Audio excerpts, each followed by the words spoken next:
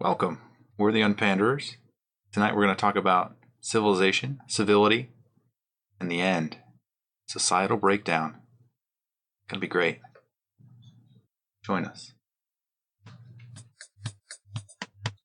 So I'm Dan. And I'm Nick, folks. We're old friends dissecting one topic at a time. People, technology, media, we've got it all covered. Each discussion here is a deep dive into our unique perspective. The taboo, forbidden subjects, they're all on the chopping block, baby. We don't pander to popular opinion. We might even get a little bit dirty.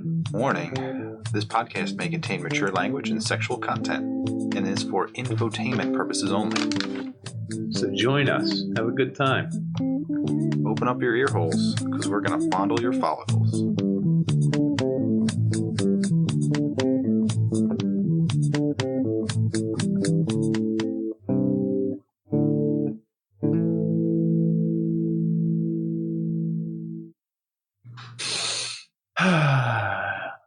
That intro still sounds great, probably. Yeah, probably Love does. it, folks. Most certainly I'm does. Nick. I'm Nick. Dan. Everybody knows that. I'm the Today we're likable going to one. talk about. Oh, that's debatable. I'll debate it. I'll win.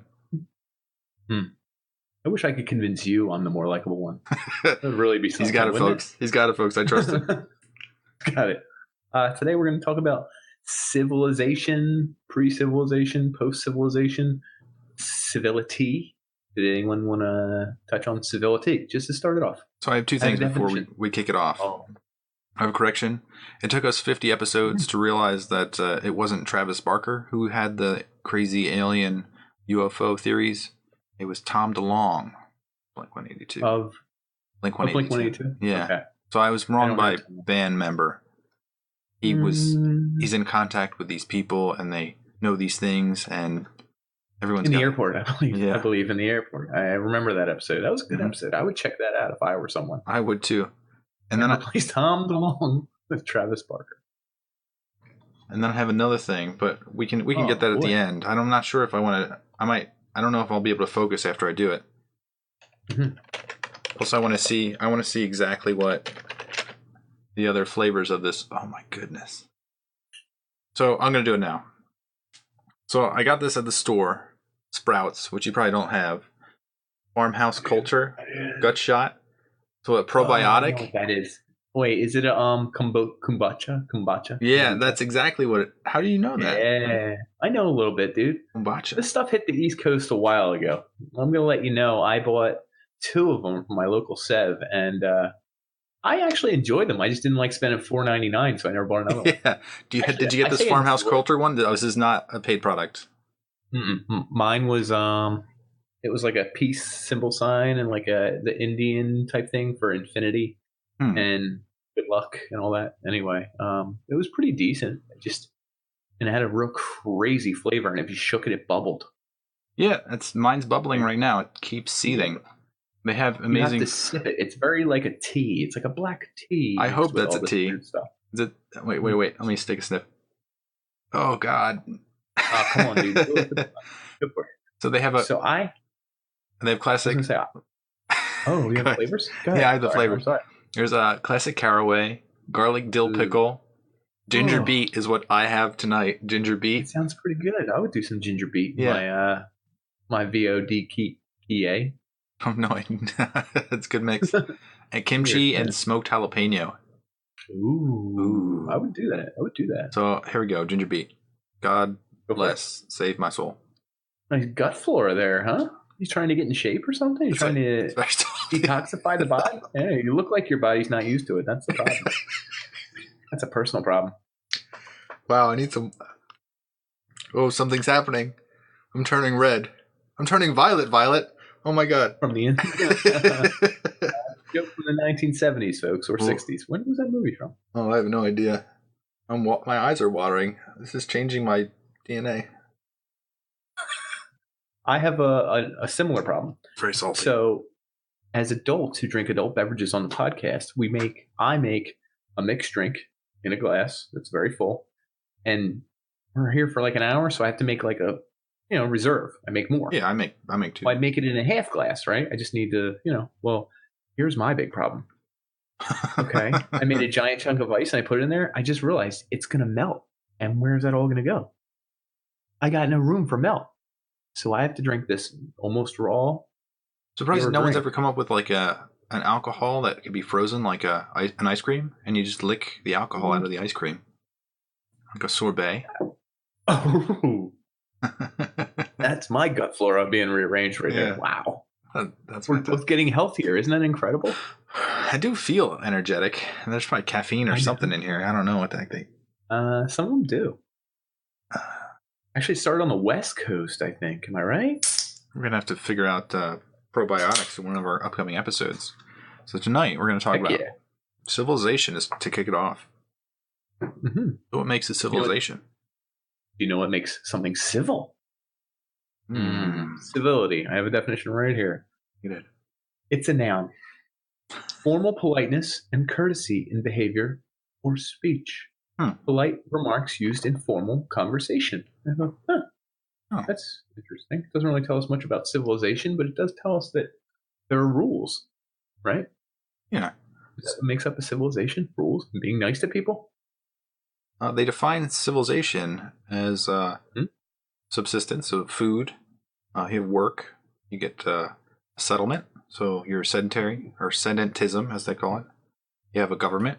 Standing in one spot. Mm-hmm. Social stratification, which you have levels of different people doing different things. Love that, folks. Love that. An economic system, so you have pretty much money, trade, something that's kind of centralized. Literacy, so they speak the same language. That makes sense. I guess that would really suck if they weren't. Cultural traits, which is kind of like religion. And other things that we do that are culturally scientific. Like you don't walk down the streets nude? Although I guess that's illegal here, but it would also be frowned upon if it were. I wanted to touch on that. If everyone was nude, how would people react to it? How would you react to it? It wouldn't be as sexy, I'll tell you that. I deal with more older, 40 and older crowd, male, so those really wouldn't delight my feathers. I don't know. I feel like, who do you think was the first person said, like, we have to cover up? Do you think it was a woman or a man? Probably a woman. You think it was people in the cold?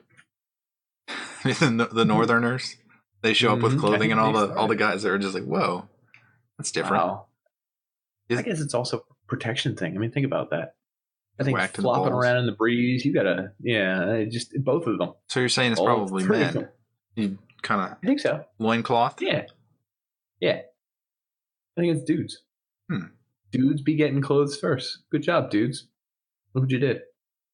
Now, do you think if you were around a mix of people, if it was young to old and attractive women in your age range, do you think you'd be more aroused by them, equally aroused, or less aroused because they're desensitized to it? Less aroused. I think it would get dull pretty fast. I think that's why. Is there like clothes fetishes? I know a previous episode may have touched on something of the likes. I watch all my porn in reverse. They put their clothes back on. Yeah. Ooh, it's nipply. Get a cardigan on there. Put on that cardigan. Oh, you're going to go outside? Get in your car. Button up. Oh, Button up. Turn on the heat. Get that radiator kicking. Up the windows. Or you're going to cover that car in ice? Ooh. You watch a pornography where the car is covered in ice and they have to come out and de-ice it? With someone else's body. There's like windshield. Yep. Throw them on there. Human heat. So back to civilization. So how did it all start?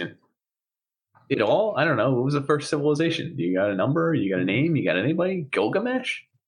How about the cradle of civilization? So way back when, there were multiple starts of civilization, but most people point to Mesopotamia, which happened around Mesopotamia 10,000 BC, in between I didn't have that year. Euphrates and the Tigris River.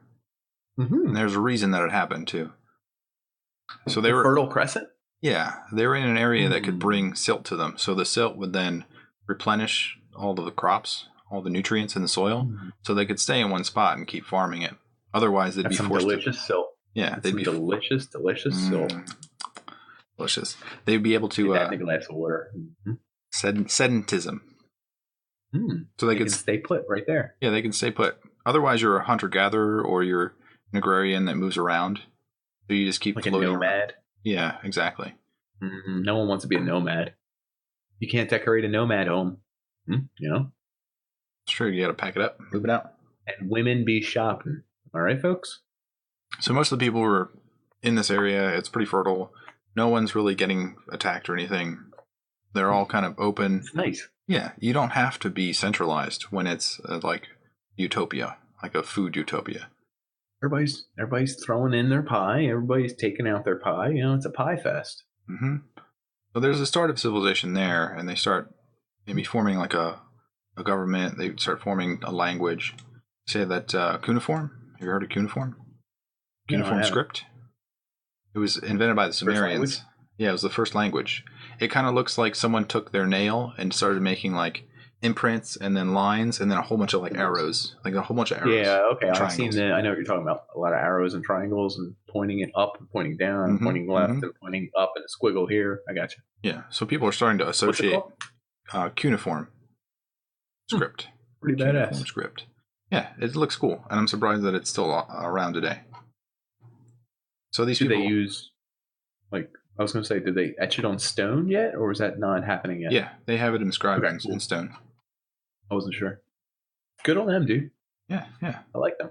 I like them more and more. Everything I hear about them is thumbs up from the panderers. The Sumerians? Yeah. Good job, We're giving Sumerians. them clay tablets. That's what they used. Clay. Okay, that's pretty cool. And a blunt reed for a stylus. They actually had pen and paper of their own version. Most societies do, I find, because writing is the ultimate passing of knowledge. Can you have civilization without writing? Without language? How about that? I don't think you can. You need literacy. Nope. I did the math, folks.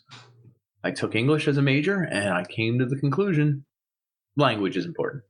It's the most important thing. And if you major in it in college, you're smarter than everyone. Good on you. But not by much. Really good on you. Just a little bit smarter than everybody. Your paycheck will not reflect it, but in here, you'll feel it. Mm-hmm. So one of the other things I found was so this is a cradle of civilization. The cradle of humankind. You know where that is? No, I was just Mesopotamia. That's all I got. Fertile Crescent. It's actually in Africa. Is that where, did they say the world was slightly different then, or not really? What do you mean by slightly different? 10,000 BC, so we're talking 12,000 years ago. I guess that wasn't enough time for a geological difference. Like certain rivers were different, certain... Yeah, I don't think that's long enough for a river to change entirely. It is for slight shifts, but I doubt it's more than like a foot or like 2 feet. Okay, that's important to me. So everything is where it's supposed to be. Okay, and they climbed. We assume they migrated towards Africa. What part of Africa would you say? So northeast. The cradle of humankind is actually from Africa. So they believe that it began in near Johannesburg, a little bit north of there, and they found a skull of an ape, humanoid. Australopithecine or something. So they called them. There were different Neanderthals. Neanderthal, not thal. Yeah, this one's for those in the know. Hominin. Yeah, hominin. Do you know which one? Did it say? Mrs. Pless, which is short for something ridiculously long. Okay. Either way, they had there were several different competing hominids for who was going to be the top dog. There were like the Neanderthals and the hominids, I believe, and they branched off and they lived together in the same time. And I believe all the Neanderthals died. They were the ones with the big skulls that you see that everyone says it looked like cavemen. And the hominids looked a little more like between apes and humans. Yeah, they have a wider, I guess, what would you call eye socket?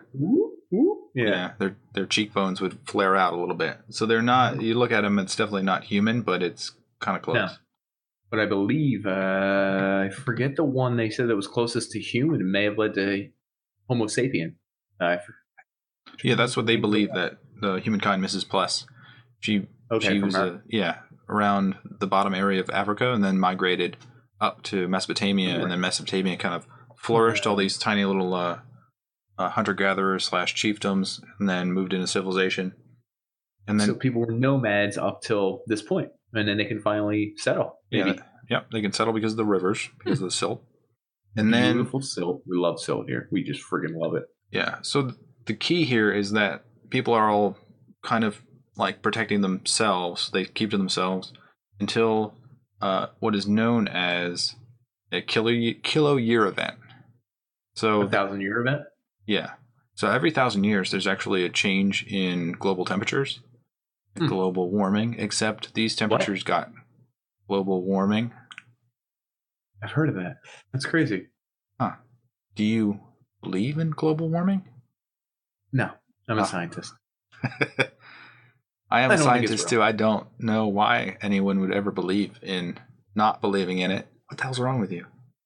I don't know. Listen, there are people who really think the Earth is like 1,400 years old and was made by God in like a night and a day or whatever. Our podcast probably isn't for them. Hopefully not. Actually, do you imagine if they were watching up to this point and they were like, this is the best darn podcast I've seen in so many. What in tarnation? Lucille, turn this off. We are going back home. Tell Jebediah to go to bed. Right. You just offended everybody in the South. Some. So these kilo year events are actually cooling periods that made it so moisture in the air did not produce rain. One of the words I found out was pluvial. Pluvial stands for rain. There's like a Neolithic Subpluvial. Scientist. I'm a scientist. Subpluvial. So it's a lack of rain. So everyone who was farming on the outskirts of where they could farm, and with a lack of rain, they were forced inward. And then people start battling. River. They start fighting for food. They start centralizing. They start abandoning the fringes, and they start to form societies in these walled-off areas. Resources drive people. Mm-hmm. Sounds like a theme that's going to come up again. Yeah, it's a kilo year event. So that happened about 8.2 kilo years ago. So have we had 8.2 of them since then? It's strange. It has like slight ones. It has small ones. Mm-hmm. Let me find that. They call them Holocene temperature variations. And there have been a few. Something extremely dangerous. We're dropping that ice cube. You can get that ice cube in there. You gotta suck it out. Hold on. You got a straw? Where's your straws? I threw all my straws in the trash when I heard that they're bad for the environment. We're gonna ban them. I threw them all in there at once. I went right to the river and I just threw them in the river. The ocean will take care of it. Yeah, seriously. I mean, I don't want plastics in my trash. It's gonna end up hurting an animal, so I threw them right into the ocean and the river. Cut out the middleman, folks. And you probably don't live near a river, so you're okay. You'll never see the damage that you've done, which is fine. Yeah. I had to drive pretty far to throw these in the river. But I did it. You also changed your oil while you're there. Dump that in there. I bought a couple 6-packs. You just throw the rings in the water. Yeah. I hear if you give them to turtles, the turtles will carry them away to a safe recycling place area. Oh, yeah. They were like good collars for turtles. I gave them to 6 turtles at once. So these 1,000-year events, they happen every 1,000 years, and there's been a bunch of them, but not very major. And I think as a global society, we've figured out how to avoid most of them. And we're actually not in a hot area. So it's increasing in warmth now, but it's not considered hot because the temperature anomaly. It was like 98 today. It's pretty hot, but I know what you mean. Yeah, I gotcha. Not figuratively. Literally, figuratively. And not weather, climate. It's nice. Nice breather here. Kumbacha hitting you good, dude. Yeah. Letting you get all into that. Kumbayacha. In your guts. Yeah. Kumbayacha. So what you really have is all these like nomadic tribes starting to attack because they have no food. They get centralized. They get controlled. Work together. Centralized. A nice civilized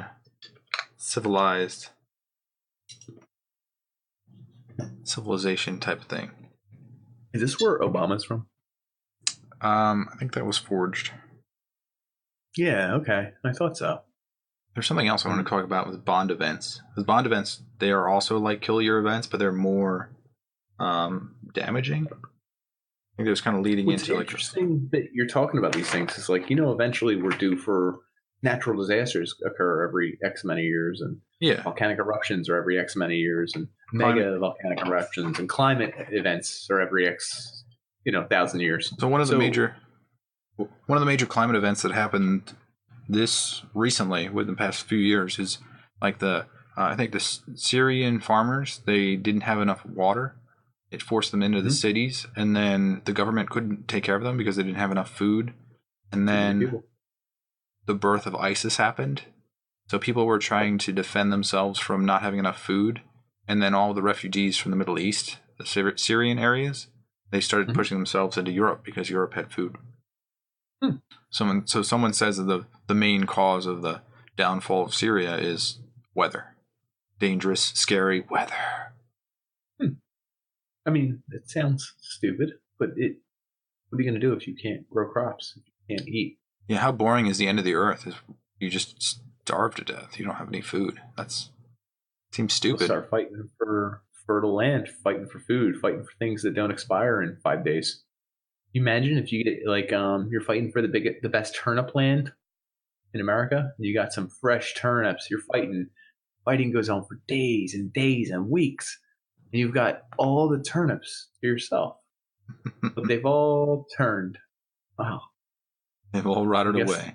That's why I'm gonna grow ginger and beets. That's the only thing. It's gonna form delicious gutshot. Do beets last? I know ginger does. I don't know. I don't know. I don't know what lasts the long. So this is another thing about society is that we have stratification. So we're complete honey. Honey's the way to go. Too bad we've killed all the bees. Oh, god damn, they don't like cell phones. Yeah. That's on them. So that's another thing is that social stratification is you're separating yourself from your other jobs. You're not a full person. You're living off of other people. So in our society, where did your drink come from? Yeah. Where did your drink come from? I didn't farm it. Where did my food come from? I didn't farm it. Where did my car come from? I didn't farm it. I know. We're noticing a pattern. I don't grow the cars on the trees or wherever they come from. I don't grow kombucha, wherever that comes from. I don't grow my booze. It just appears at my house sometimes. Yeah, you do a job that other people pay you for, and then you use that money to buy stuff, and almost none of it is anything you know about. So this is civilization for me. Is that I could go on Amazon, I could use my hard-earned money to buy, let's say, a box of extra large dildos and just ship them to Nick's house. I don't even have to do any of it. They just show up, and then Nick has a giant pack of, Folks, when they show up at your house, what are you going to do with them? Okay? Yeah. Before you judge, what are you going to do with them? And the answer was easy. No. I gave it to an orphanage. I mean, those kids need stuff. They're candles. You can light them on fire. Yes, you can. I can turn them into toys and repurpose them. Silicone makes a great Stretch Armstrong. Toy.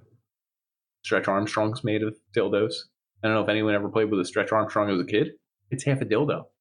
It was a dildo over surplus from 1999, I think it was. And melt them down. They had to repurpose them all and made some kind of doll. Well, there you go. Stretch Armstrong. Little did you know while you were pulling that little fist what you were doing. Virgin rubber. Virgin rubber. Some of it was used. Used rubber. I'm just stop doing the hand motions. They can't see that on the podcast. I threw myself off. Can I do a quick break it down? Sure. A smirk. Smirk and a smile. Get it. All right, real quick. I had a 2-door Jeep before my son was born. I love that. I used to take the top off, roll the soft top back, take a door off. Who the hell knows, Let it rain in that bad boy. Have a good time. So I became an adult. He became 1.5, 2, whatever the heck he was. He was too heavy. It's real tough to work in a 2-door Jeep. So I traded it in and got an adult vehicle, a 4-door Jeep. Well, once I had the 4-door Jeep, he's like, he doesn't like wind. He doesn't like the air. He doesn't like too much breeze. My girlfriend doesn't like wind. Nobody likes wind. Apparently, I'm the only one who doesn't use air conditioning. I just love wind. Love it. Guess what? Kind of trade in your car. Last week, no, last week I took out the things that hold your door on, so you can steal my door. Anyone, driver's side. And I take the door off. I've taken it off like 3-4 times now in the past 2 weeks. I just leave it off for like days at a time. I take the top panels off. I've been flying again free, and it's so cool.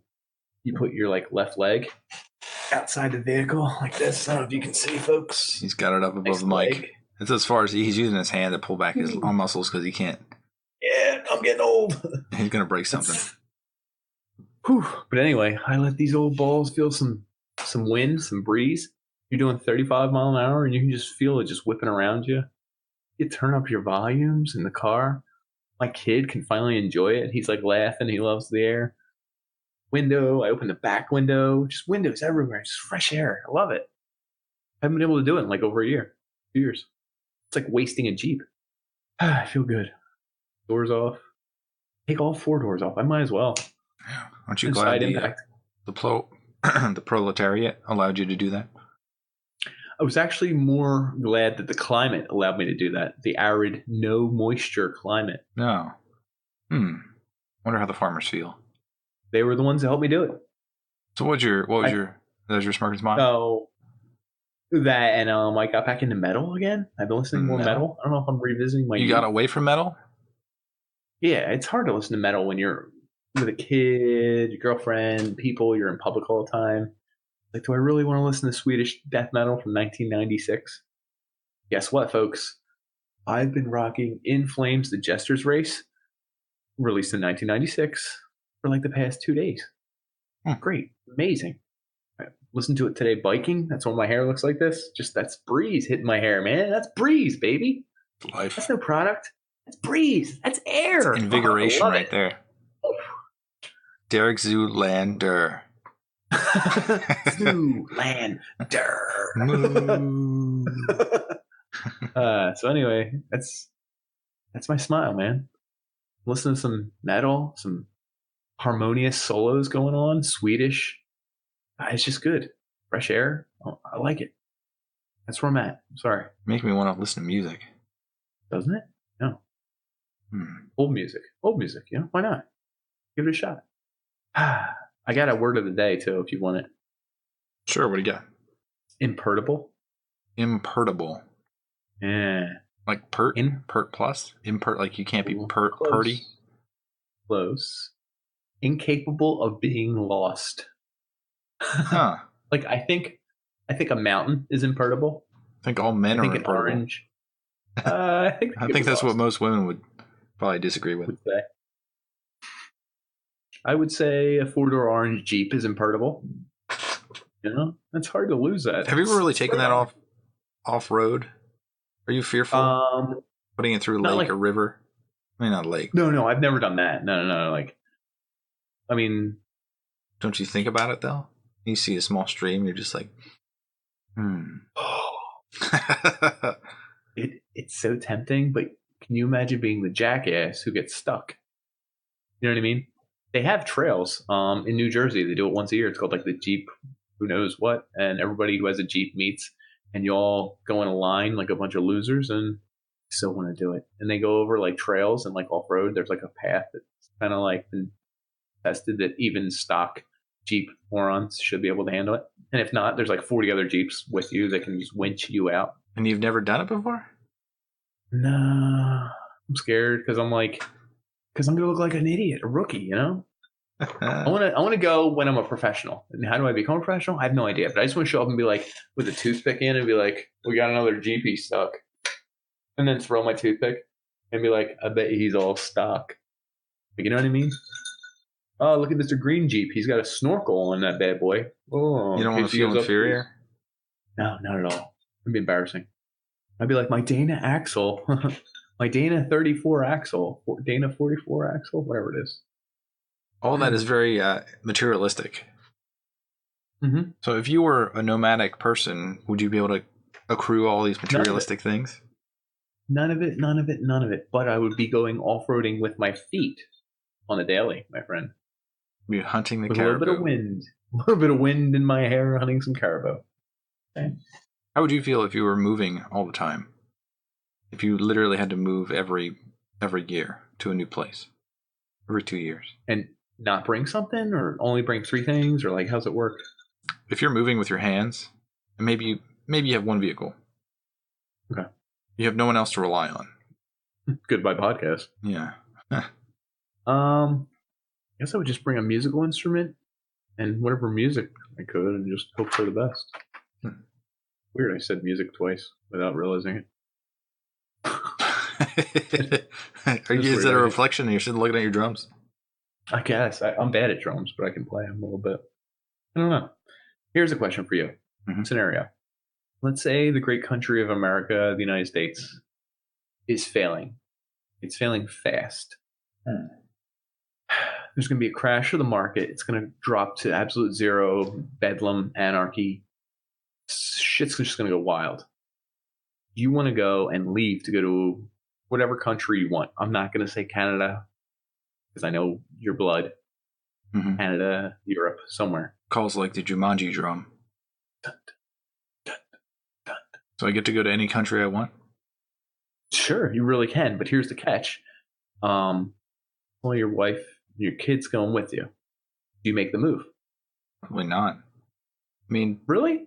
It's weird, because I feel like just you guys moved away from the East Coast, right? So what's... Yeah, I guess I could move. I could move towards somebody else. Move towards your parents. The scary thing is... No, I mean, out of the United States, though. I'm forced to move out of the United States? Yeah, if the United States is failing, I'm saying. You can't just leave your state. I'm saying you have to leave the United States. Would you do it, or would you kind of just hang and just hope you don't get screwed with everyone else? I would probably hang. But one of the people that I listened to today was Brian Ward Perkins.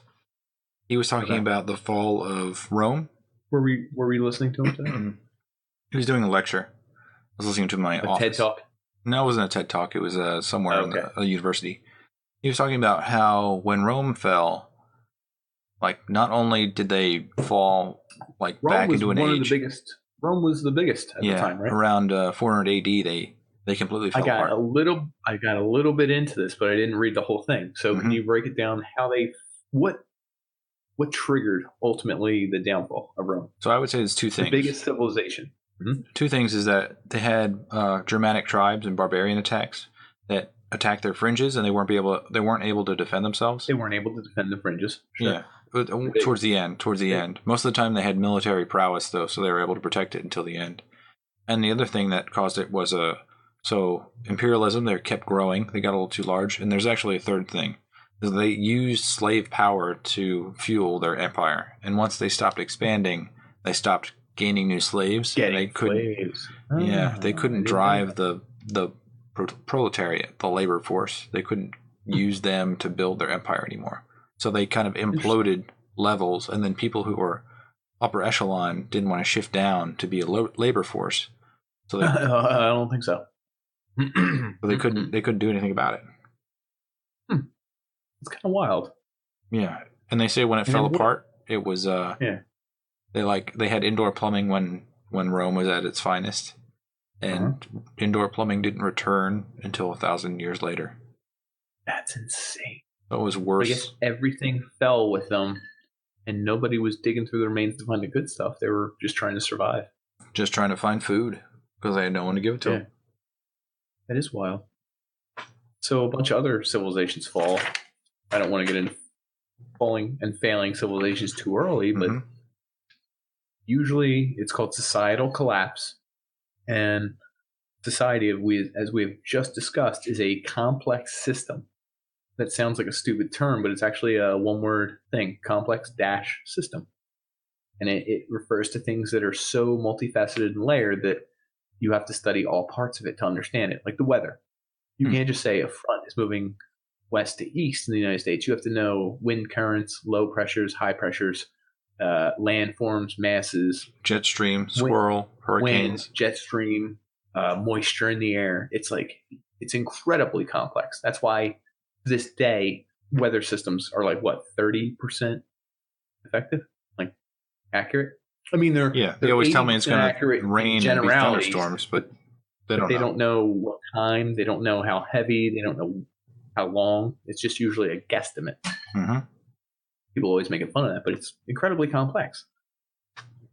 That's how society is. That's how the human brain is. There's a lot of things like that. But what's interesting about societal collapse is that they always say it's, I was going to say predicated on one of three things: economic, environmental, or social and cultural collapse. These can be brought about by a hell of a lot of ways. So Jane Jacobs brings up like the 5 pillars, and she says that the U.S. is in its decline because of these 5 pillars. Ooh, come on, Jane. Jane Jacobs. Lack of focus on the community and family, higher education. No, they're not. Check out the Republicans of today. They are actually caring for a lot of families. They're putting them in detention centers or whatever. That's separating them so that they get good upbringing. I think apart. Right. ICE. We're big proponents of ICE. We could care less. If you work for ICE, you can die in a fire. That's a direct quote from somebody else, not us. So community and family, we're pro. Big pro. We are. ICE isn't. Higher education. I mean, do you think people are focusing on being smart these days? I don't. That's you know what's wild. You say that. I recently, because of us talking and an episode we did on education system and everything, it's going to price itself out so that people don't care and don't want to get privately educated college degree or college. Why the hell would you? What's it worth? Yeah, we're at a turning point. $80,000. I mean, I feel that every day where it doesn't equate to being logical. No, it doesn't. A lack of focus on science, climate change, global warming. I will say the 2% that don't believe in it that also run our country might be onto something. Yeah, it's not the global warming that'll get us. It's the global cooling, because the kiloyear events and the bond events are cooling events. Ice ages. Yeah, almost. And then taxes and government get out of line. They say it's part of. Not true. Now that we have Republicans back in. Yeah. Everyone just invest in the stock market. We're good. We're covered. We're good. We're covered. They said that there's a curve. So there's like when you're becoming a civilized country, an industrialized country. Mm-hmm. I think people are trying to follow the curve. They're trying to meet the curve because the wealth per person is so high that they're pumping out kids like crazy. And then they keep pumping out kids until it kind of levels off. But people's memories, they only last their entire generation. Some of these curves last for hundreds of years. But like a country finally like levels off, but everyone says, well, in the past, in my entire life, this country is great. Everyone has 8 kids. Yeah, everyone's doing fantastic. So we're going to keep doing well because that's what I've experienced my whole life. No one in the country has lived longer than 100 years to say, no, this is part of a normal curve that will correct itself. So people stop having kids. There are fewer people to fuel the economy, the labor force, the proletariat, and then things start to collapse because you can't support the people that are older than you and in a higher rank than you. And why even try if you can't make as much money as they have already made? This is very interesting talk. What I will do is I'll bring it back around. Let's go back in time. 1520s. Actually, let's go back even further. 1930s. That's not further back in time. Talk about. I think I wrote that backwards. Crash in the stock market. The Black Death. No. 1390s. Yeah, I think you did. Okay, I probably wrote it backwards. I don't know how the hell I did that. Yeah, I will look that up. I Liz Dexia'd it. Please do. Hold on. I was going to do this on camera, then I wasn't. I'm going to do a transfer. This is the most complicated part of my night. Has nothing to do with the podcast. Nothing to do with dealing with unpander Dan. This is just 1347 to 1351. While you're doing the transfer of liquids, I will note that there's a 5th pillar. It's the self-regulation of professions. Like our government, you would think that the president could self-regulate. Sorry. That's okay. You would think that people could self-regulate and they wouldn't try to be in a monopoly. Mm-hmm. Like net neutrality. And all those people trying to take over communications, utilities, all sorts of crazy stuff to try to, take over and be the ultimate power, capitalistic, without regulation or control. Interesting.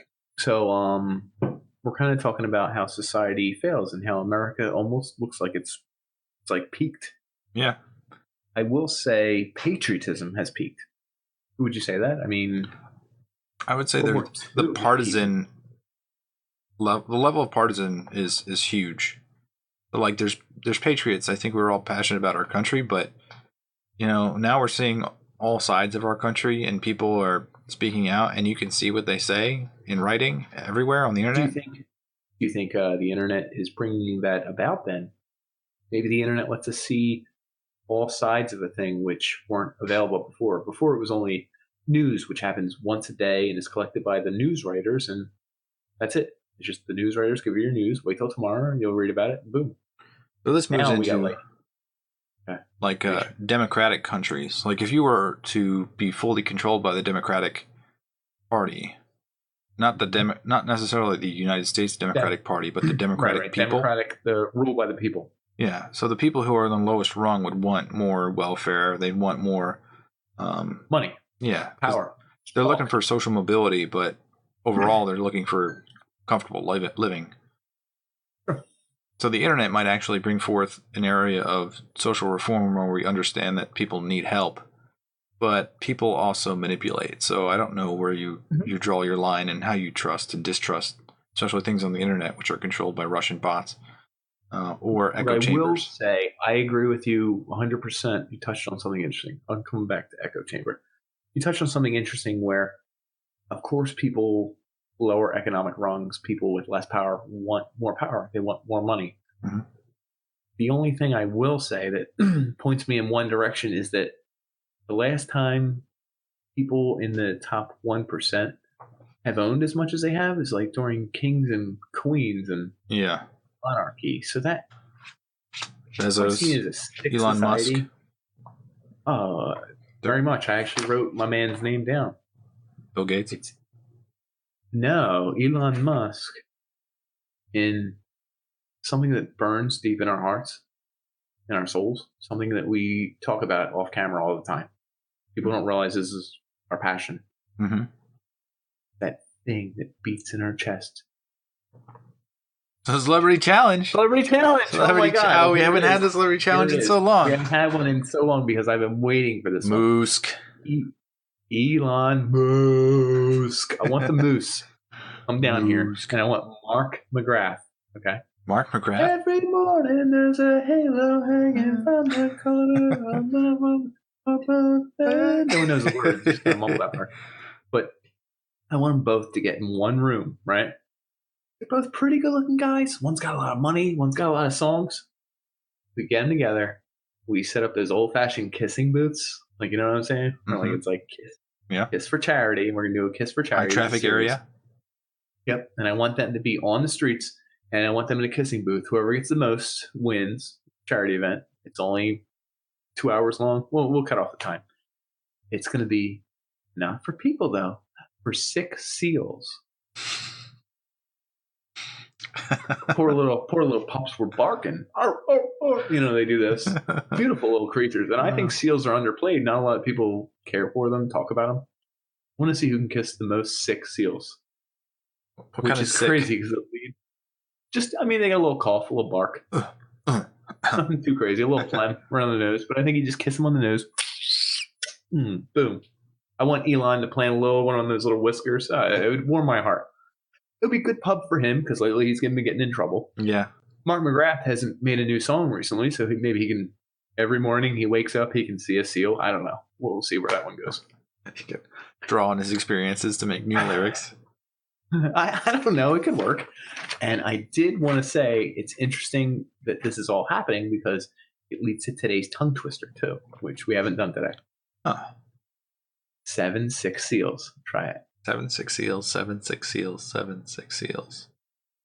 You need to add an extra just word. Did it 3 times. No, dude. I think you just did it 3 times. Do like 4 and do them fast. I want to see what happens. I think this is going to work. 4 times? Yeah, 4 times. That's just 4 times. 7 6 seals, 7 6 seals, 7 6 seals, 7 6 seals. It worked. What, like Sally slaps her 7 6 seals. Sally slaps her 7 6 seals. Sally slaps her 7 6 seals. I just slowed down on that one.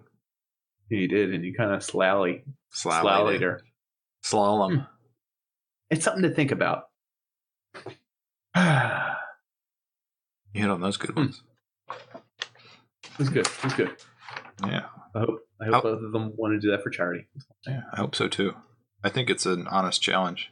You're allowed to kiss the same seal twice. Different seal every time. It's a 6 seal. They have to do it. It's like a charity thing. Maybe they go to maybe we had the vets come in and bring in their 6 seals. All right. So back to the downfall of society. Yeah, how long do you think it takes for the U.S. to fall? 2030. A lot of people said the end of the world, a catastrophic event, was going to happen in 2200. Oh, less than a couple of years. Yeah, so we're good. It's not my problem. It's not my problem. I think 19%. It might have been 2100 though. I forget the exact number. But the catastrophic event is close. I got a couple scientists for you. Malthus. Everyone knows Malthus from his population theory. He proponents that a population will grow as only so far and so fast as its food and resources will allow them. Until they overexploit? A little bit. But naturally then, if you overexploit or overuse all your food, or you're literally using all the food you have, or your oil's gone. Reproducing. Yep. Or oil. I'm sorry. Okay. You hit a point where you slow down production of your people. Like, you can't support that many people. People will die. People will not be born. Fertility rates will go down. There'll be unrest. He calls it a demographic transition, which is where we actually see this in most industrialized civilizations. Like Japan has that issue, right? Where Japan is mostly older. Even the United States. I'm not talking about that. It's your birth rates just go lower and lower. And lower. It's like 2.3. I think it's lower than that at that point. And also an increase in urbanization. Most people move into the cities. And that was 2.3 births per family. Oh, is that okay? Yeah. That makes sense. But slow growth as opposed to massive explosion. Right. Which makes sense. I would imagine it does. It also tied in with the old Duvai theory. Duvai. I hope I'm saying his name right. If I'm not, he could sue me. He's dead. His kids can try and sue me. He can try. Good luck. He claimed that every civilization has a roughly 100-year window as far as energy is concerned. But that's the craziest thing I ever heard.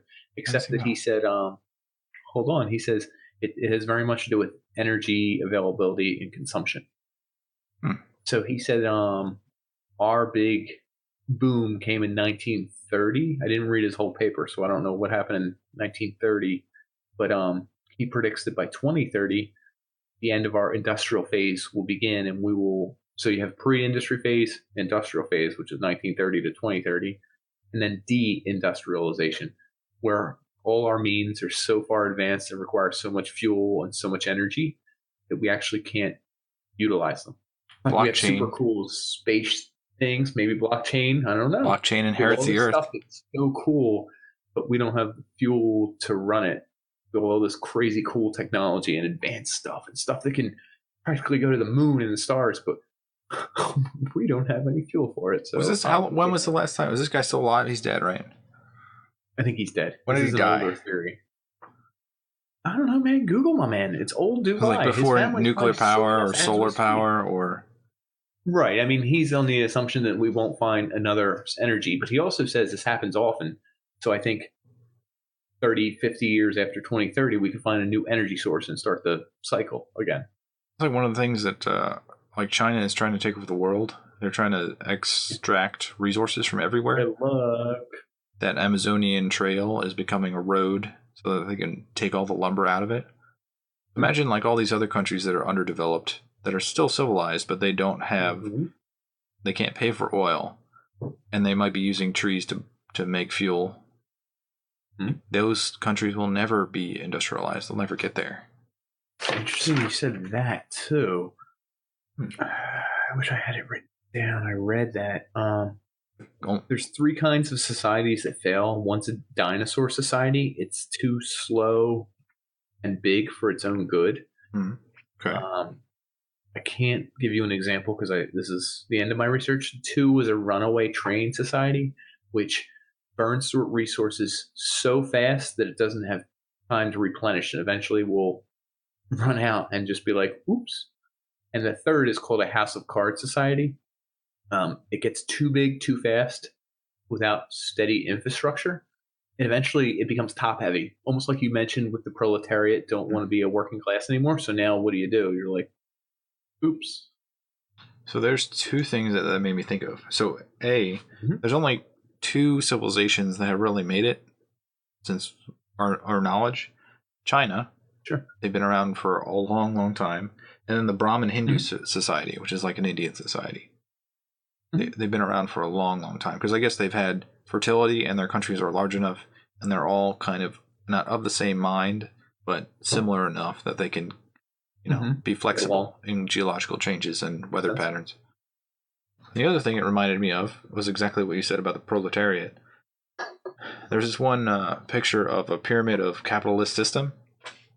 So you have a whole bunch of people on the bottom that says, we work for all and we feed all. And this is a pyramid.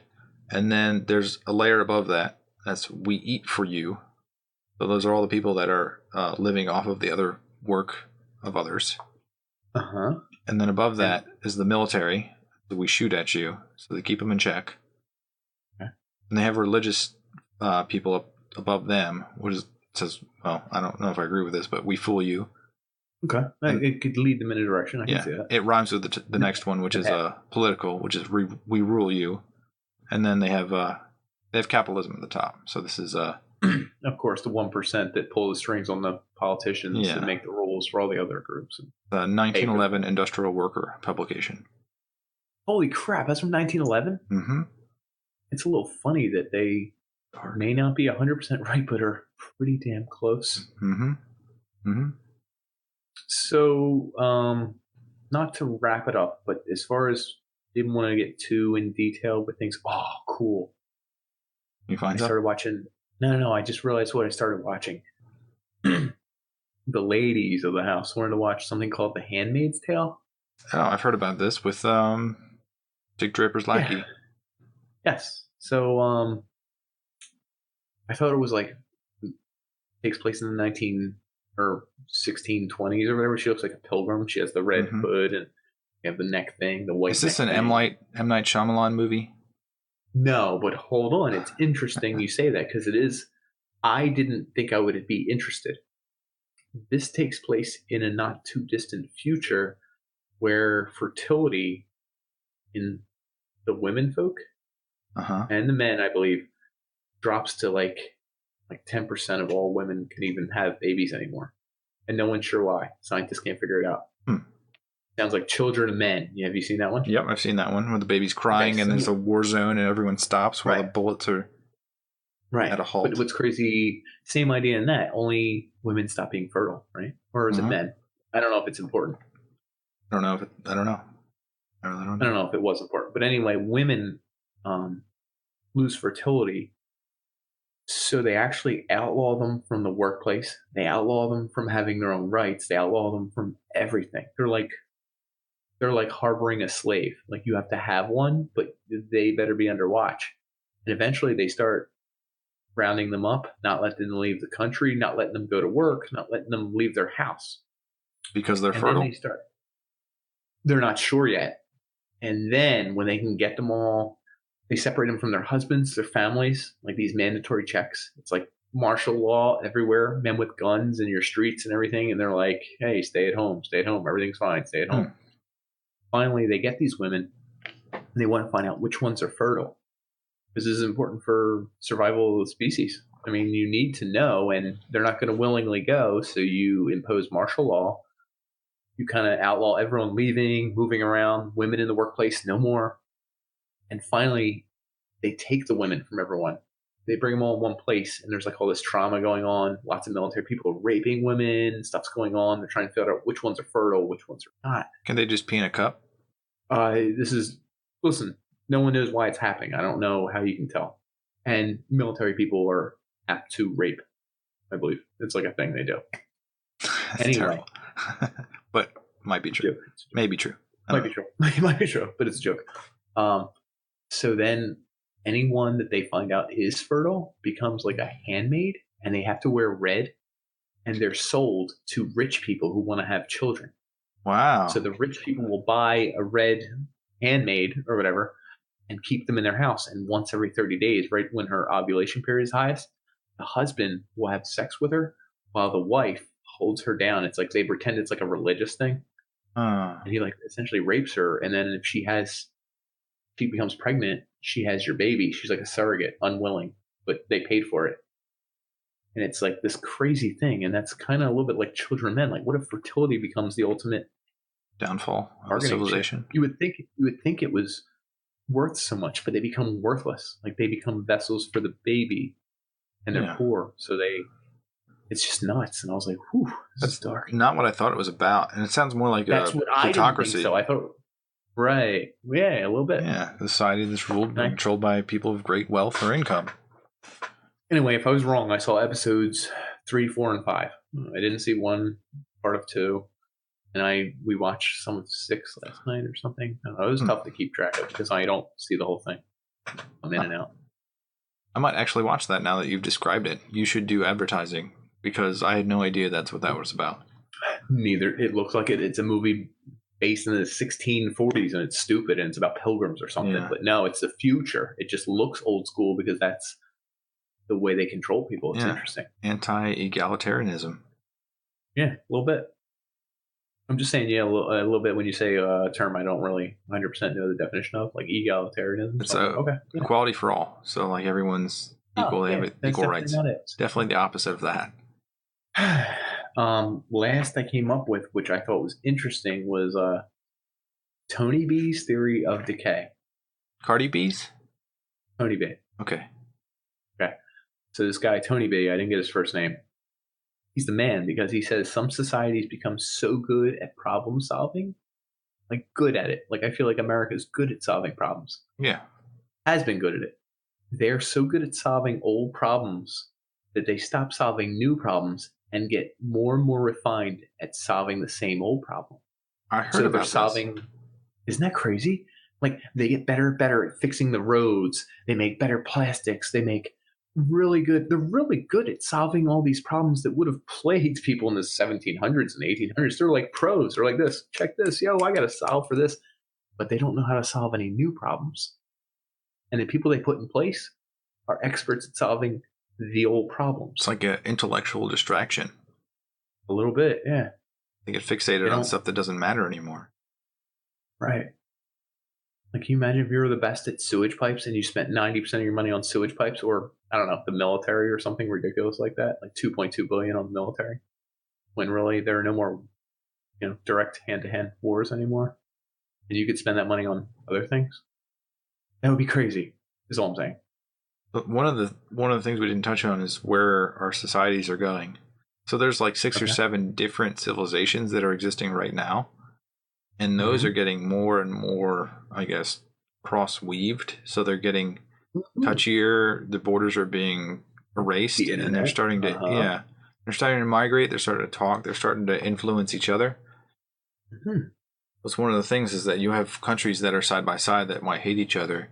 And if you're not solving the problems that are on the forefront, the military problems, if you come up with something new that can destroy your enemy, maybe use it on them, and then you become more of a global society. So when do you think the civilization will become a global civilization? So you see this term right here that I circled. Echo chamber. We're going to go back to echo chambers. Chamber. What I wrote down, and I did not read about this, but you're touching on it, and we touched on echo chamber earlier. The internet allows us to communicate, see, and from 1,400 miles away.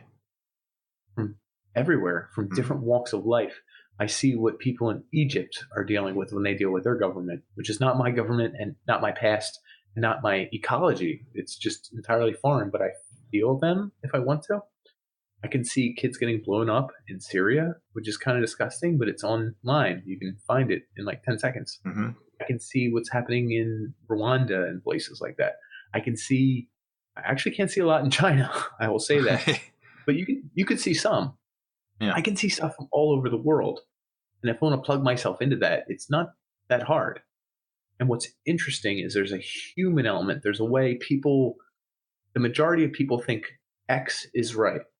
And I tend to agree with most of it. But when someone says X isn't right, it's almost like they get destroyed. They get blasted online. They become a laughingstock. They have to delete their account. Like it's People are quick to being defensive. It's a natural part of being a human being. Right, but the mob mentality is becoming bigger.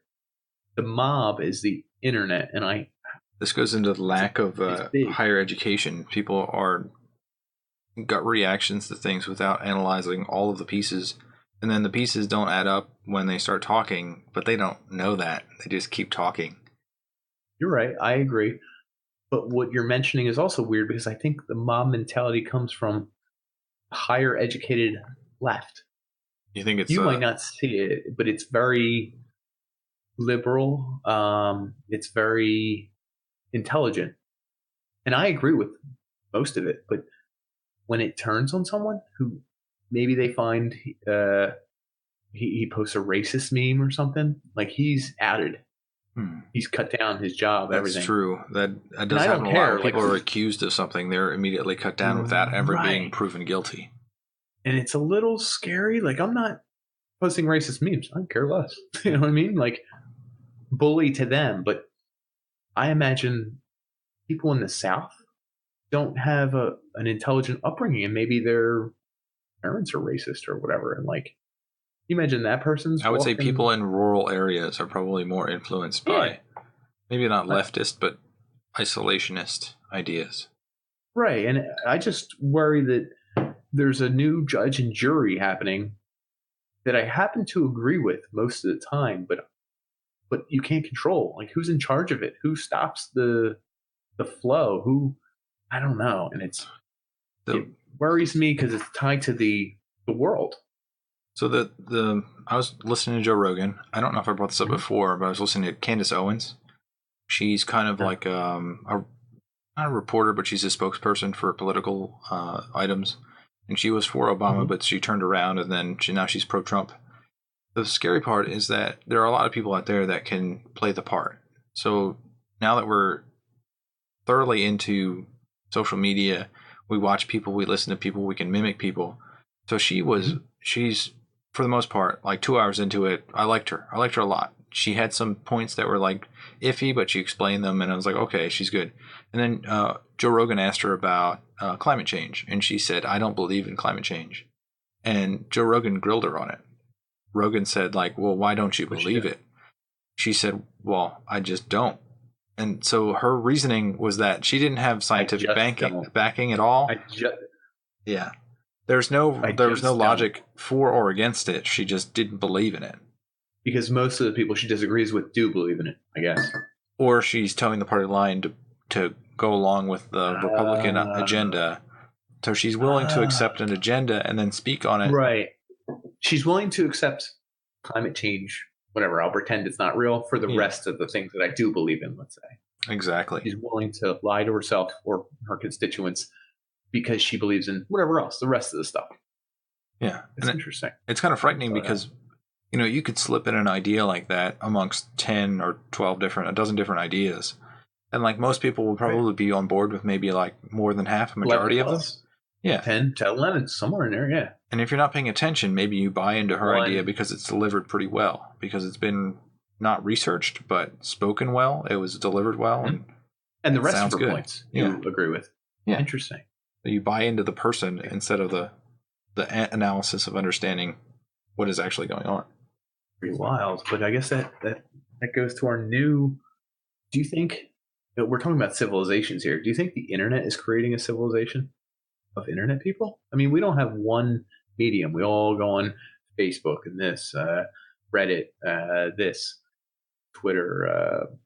We'll have new ones that show up. Yeah. You know what I mean? So we're never going to all be on one, but is an internet person a different person than a person, right? So if net neutrality wins out on the global scale, then we're going to be able to learn in different ways and then become different in a uniform way, which is varied and widespread. And then also, I think what we've learned when we were younger was more of a uniform telling of the past. Plus, it's also because it was A, told by the victors, and B, a very slow building. It was a slow story. Now, our story is day to day, and not just told by the victor. It's told by the loser, the victor, someone who watched from left field. It's told from someone a mile away. It's someone who heard from his cousin, and it's all broadcast as equal information. Yeah, and they can all be side by side. So in the past, it was really defined, but I guess now it's more perspectivized. So you have different flavors of the same thing, and you get to pick and choose. But people might not be able to identify like what flavors are actually like to say that you believe in like 3 of these perspectives, but there's 2 other perspectives that don't really match up. No one wants to listen to all that. You're gonna pick the one that you agree with. Yeah. There's one thing that's happening. That's with the news. I know we've touched on this a couple times. You pick on the news that agrees with you, right? Why wouldn't you? Why would you pick against the news that doesn't agree with you? It doesn't echo your own thoughts. You're going to pick the strongest point. You're not going to talk about the smallest point that actually makes sense. But you might on the internet. You might get the varied opinion. The internet is the downfall of America and the not downfall. I'm just waiting for the galactic civilization to move on and start to colonize planets. That'd be pretty amazing. I think it'd be too tough. You know why? They talk about like the how many hour a day in Mars? They talk about it. Well, it takes like 6 to 9 months to get there, and then you get hit with a bunch of radiation, which will be a topic in the future. I really want it. And you're gonna come back. Wait this whole life for it. You're gonna come back. You're not coming back. You're probably not coming back for one. And then if you do, you're not coming back. You have cancer, or you've already grown an extra human that you've morphed into. Well, here's what I want to know. Did you do studies on 18-hour days? 18-hour days? 16-hour day or 16-hour day? Is it a Labor Day? What are you talking about? Not the holiday. No. A day is different on a different planet. Oh, on Mars it's 6 to 18-hour day. It's a shorter. I'm making it up. I have no idea. It's a different time. And I thought you knew because you were smart, but I'm not that smart, or I can recall all the facts all at once. I thought you could. You've been doing it all episode. I will get there. But anyway, they said that's one of the things that they're not sure how humans even react to it. Mars day. Like, one day, and actually the length of the day on Mars is 1 day and 37 minutes. So it's almost exactly the same. How about a year? What's a year? Oh, it's much longer. Orbital period is 687 days. Twice as long almost. Or less than 2. Right, almost 2. I don't think that matters. I think it does. Period. The year? I think it does, dude. No, not the year. It matters for the traversal to get from Earth to Mars, but not from... Not while you're on Mars. I'm telling you, I think it does matter. Mark Watley. Think of what daylight does to humans when we have winter and it's like, I'm so sad, I have seasonal depression, affection, and then it's like summer, I'm so happy, it's like a long day. You imagine that on Mars, it's lengthened by, even if it's only 8%, 10%. I don't know how much the weather matters on Mars because you don't have an atmosphere that can actually sustain like rain and... No, so you're living in a house. Let's put it this way. You're living in a house which may or may not get sunlight the right way. A biome, whatever. You're not living on the surface of the planet. You're in a biome with other people stuck there with you. I don't know how your jails work. I don't know how your prisons work. I don't know how your hospitals work. Mm-hmm. And your day is longer by 5%? Is that what it is? That was less than 5%. It's less than a 24th. So that's less than 5%, probably more like 3 or 2%. 3%, 3.5%. And Mars's tilt is 25 degrees versus Earth's is 23.5. So you get seasons similar to Earth's, but they last longer. Right.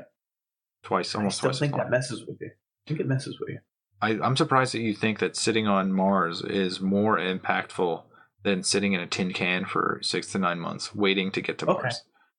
I don't disagree with that, but I think you could huff it for 6 months to Mars. But once you're on Mars for 5 years, 10 years, is that 10 years anymore? Because you have to go around the sun. Are you still in Earth time on yours? I don't even know that you would realize. You know what I mean? Do you celebrate your birthday the same? Like, how's that? I think it just, I'm telling you, the time difference alone. I would celebrate both, right? Oh man! Then they start getting wider apart, closer and wider. Oh, no, come on! It's my Mars birthday, dude. I think it's a disaster waiting to happen. I don't know. I'm really do. I'm curious if we ever actually go there. Are you going? You got tickets to Mars? I'm not going to Mars. We'll go to like a dead rock in the middle of space where we have a lush, beautiful planet right here. Why would you ever go to that dead planet? Oh, this might be a dead planet soon. I was listening to something today that said, biological life has a limitation that will never make it to a galactic empire. So, like, you're never going to be able to be a human being and travel the universe.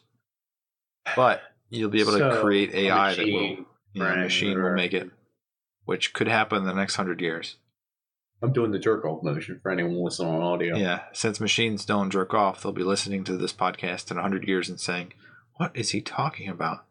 I think they do jerk off. I think they just listen to this podcast or themselves on repeat and laugh. They'll be like your little brother. They'll be wanting to emulate human beings because they want to understand what happiness is. What is this happiness they speak of? Is it this jerking motion? I don't. I love how robots have never moved past stunted, tilted, talking. Yeah. I know, like everything else in them has moved at zillions of miles an hour and computations beyond our belief. Yeah. They can't just speak in a normal tone. They can think millions of times faster than us, but they only think about depression. At half speed. I can only talk at half speed. I am so sad. But really, honestly, if they get caught in one cycle, they're going to stay in that cycle because they don't know how to break out of it.